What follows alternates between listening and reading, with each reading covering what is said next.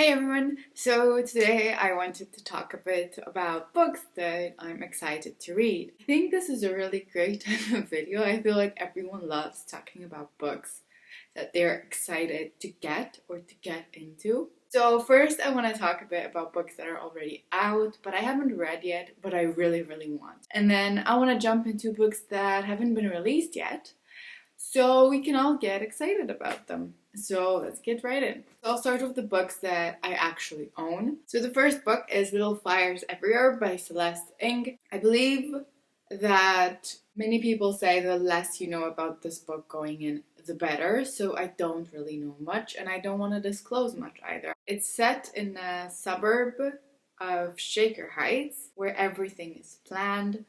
I guess the community that is so ordered and planned and calm and everything's perfect is just ruined, and things start changing, and it's a story about that. The next book is The Kingdom of Beck by Mary Lou. As soon as I've heard of the premise of this book, I was just like, yes, it's perfect. It follows the sister of Mozart, who never actually existed, has been created for the purpose of this book.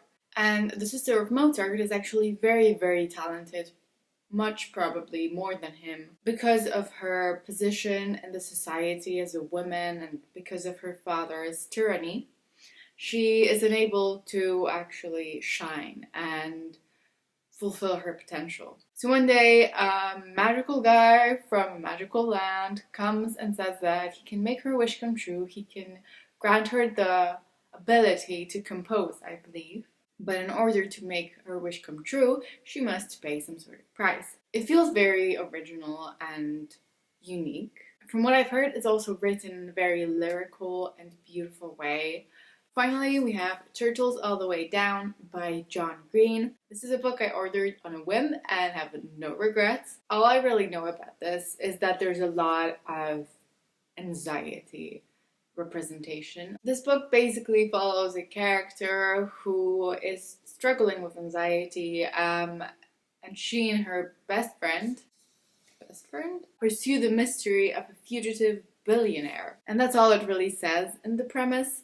And it sounds very interesting, but actually I'm here just for the anxiety representation. I think that mental health related books have been on a great rise recently. I mean, representation of them in the novels, and I just find it so amazing, and I'm really excited to see how it was done in here. As for the other books that I'm really excited to get to soon, there's book 2 and 3 of the Shadow and Bone trilogy by Leigh Bardugo. I actually have book 1 here, so I'm just gonna show book 1. You'll see book 2, 3 here. So this trilogy is a very well known, beloved YA fantasy series that follows a character named Alina, who discovers that after a life of feeling like she's nothing, working in the military, being an orphan, she discovers she has very powerful magical powers and that she can change the fate of Ravka, a magical kingdom in which she has been living. So I read the first book, and of course I really enjoyed it because it's set in the Grisha world, which is one of my favorite fantasy worlds. It's basically a Russian-esque fantasy world with Grisha, who are people with magical abilities such as summoning air or water, being able to control bodies as in kill or heal. First book was tons of fun, very enjoyable, loved it, so can't wait to get into Siege and Storm and Ruin and Rising. The next book is Evermore by Sarah Holland. This is book 2 in the Everless duology. I actually have the first book as well. Everless by Sarah Holland is a book that follows a girl who has been living with her father, but they are running out of money. And this is set in such a unique fantasy world where time is literally money. So time is extracted from people's blood and is converted into coins, and this is the currency there. So in order to try to save her and her father, this girl decides to join the Everless court, which is the grand estate of the powerful, mighty family in the land, kingdom place. Things start getting rough there. She discovers some secrets about herself she didn't know before. I really enjoyed the first book. I thought it was very, very intriguing. I've heard mixed reviews about the second one, but I also really, really fell in love with this world, and I can't stop thinking about the concept, so I just have to read the second book. Talking about Sarah Holland, she has recently released a new book, which is Havenfall. I really love her writing styles, so this is basically the reason that I really want to read this book. So the idea is that deep in the mountains of Colorado, there is a place called the Inn of Havenfall, which is where there is a connection between some ancient magical worlds. And the main character has been going there for her summers to experience the magic, to escape from reality. It has been nothing but fun, but then one day a dead body is discovered in the inn and things start getting crazy, nobody is safe, everything's falling apart. The idea sounds super, super fascinating, so I'm really, really excited to read this book. And the last book is A Winter's Promise by Christelle Dabo. Yeah, so it sounds a bit complicated and there are different opinions on this book. I guess it's just a specific type of read. It just sounds so, so fascinating. The concept is so original in my opinion. After a sort of cataclysm, the world has been shattered into floating islands that now have a different attitude, and each one has a different relationship with time. There is the main character who has some weird ability to talk to the soul of objects, I think, and is somehow connected with time, but she is hiding her identity, and then she is forced into a marriage and she doesn't want to be, but she's still hiding her identity, and then it turns out she's part of some sort of great plot. This just sounds so unique. I've never heard of any book like this before, so I really, really am excited to read it. Alright, so on to books that are coming out this year or the next year. Mostly this year though. The next book is Fangirl The Mom Got by Rainbow Rowell and illustrated by Gabi Nam. Right. I tried reading Fangirl, the book. I just couldn't read it. Just that. But I really want to know the story and read the story one way or another, and now that there's a manga coming out, it sounds like a great idea to give it another go, so I am very excited for it, and it's coming out on the 13th of October. The next book is Hollowpox, The Hunt for Morrigan Crow by Jessica Townsend, which is coming out on August 18th. This is the third and last, I think it's the last book in the Evermore series. I really, really love this series. It is set in such a unique and fun fantasy world. It's a middle grade story about a girl who has been super unlucky her whole life, has been led to believe that she's been the cause of all the misfortunes happening around her. And then on the day of her birthday, when she is sort of supposed to die, she's actually taken to a magical land of Nevermore where things are really weird, but so much fun to read about. The magic is just so incredible. And she signed up for a competition which will grant her, if she wins, a place in the Wondrous Society, which is a really great elite society that sort of rules there. The next book is Love and Olives by Jenna Evans Welsh. Yeah. So I read the first book, Love and Gelato by this author, and then I read the second book. I tried and couldn't, but I have hope in the third one. So this is sort of a fluffy contemporary YA book, which is not my go-to type of read, but it was so enjoyable, so funny, and so adorable. So the first book follows our main character. Her mother passed away recently because of cancer, and her mother's wish was that her daughter travels to Italy to meet her father. And this book follows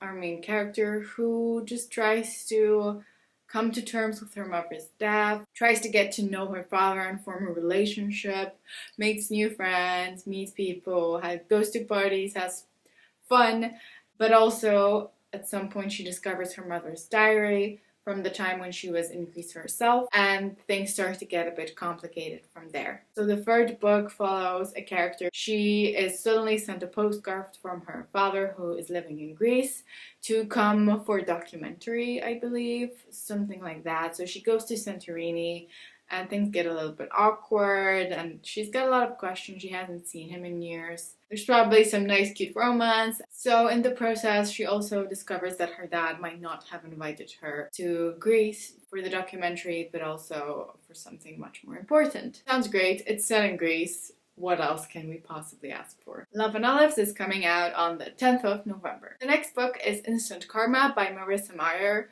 And the premise sounds so original, and I'm so excited for it. Basically, it follows a character who has been very judgmental of the people living in her local town that are mean, lazy. They're not very nice people. And she has been dreaming of some sort of revenge. I mean, karma is not like revenge, but you know. So her dreams are suddenly fulfilled when she's able to cast instant karma on anyone. But there's one person who is resistant to her spells, and that person is her enemy. Yeah, her enemy. So she discovers things about him, and in the process learns about greed and love and hate and revenge and karma. It sounds very fun. This book is coming out on the 3rd of November. The next book is A Golden Fury by Samantha Coho. Comes out on October 13th. It follows a character who, together with her mother, has been trying to create the Philosopher's Stone to grant immortality. It can also turn metal into gold. Is that a common thing about the Philosopher's Stone? Because I don't think we talk about it really. Anyways, they're very close to creating it when her mother suddenly destroys it. And it turns out that a curse has been cast on the Philosopher's Stone, and anyone who tries to make it will lose their sanity. The daughter is sent to Oxford to live with her father. There the people are also trying to create the Philosopher's Stone. And the main character is useful for them because of all the knowledge about it she has, and they don't believe that there's a curse